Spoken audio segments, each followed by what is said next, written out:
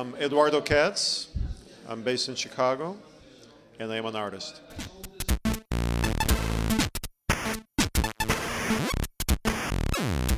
The artwork is entitled Natural History of the Enigma, and it is an artwork that has as its center a new life form that I created, a plantimal, a plant that is partially an animal, and this plant is a hybrid of myself and Petunia. I'm Eduardo, and combined with Petunia, I created an Edunia, is the name that I give to this flower.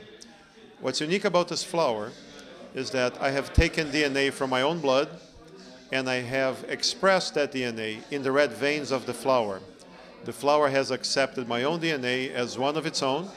It produces my own human protein in its red veins and in the red veins only. And as we know very well, flowers do not make human proteins in the world at large. This one does. This one is partially human, partially flower. Therefore, plantimal.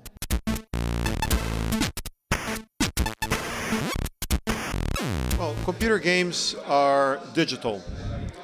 It's possible to connect a digital computer game with physical objects, of course. And artists explored these ideas very early on, and now we see that in the world of the industrial computer game. And some artists have even created a pain station that you play and you get hurt instead of the PlayStation. Now, the idea of creating a biogame, a biological game, in which there is a level of interaction or perhaps even competition within the realm of the living is a very complex and very difficult idea. Because normally when you write a program for a computer game, you are the master and the controller of the program you write. The level of interactivity that the viewers will have, all of them are basically already programmed by you. If somebody wants to do something that is not there, that you didn't put there, they're going to have to hack your program. With biology, you are creating life, and life is independent of you. The living organism has its own needs, and if it has consciousness, its own desires, independent of you. So if you were to exert the same level of control over a living organism that you exert over a piece of software, you would be converting the subject into an object. And as an artist, I would never do that.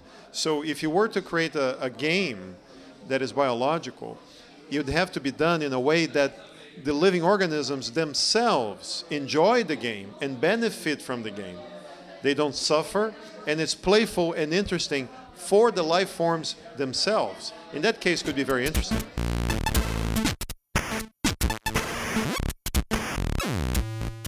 Well, computer games are a cultural force. They play a role in society at large. They can convey political messages, they can convey philosophical messages. It really depends on what the video gamer or the computer gamer, the designer, wants to do.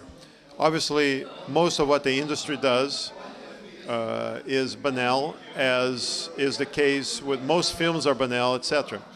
But the banality is not in the format of the game itself. The banality is in the design and the use, because we know most of it is primarily for sale purposes. But the video game form is a form in its own right, and it can be used for any purpose, artistic or otherwise.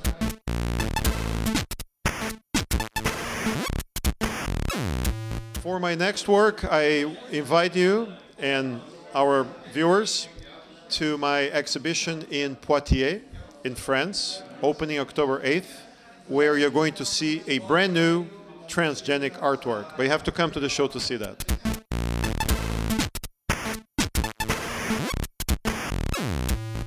So what's your first question?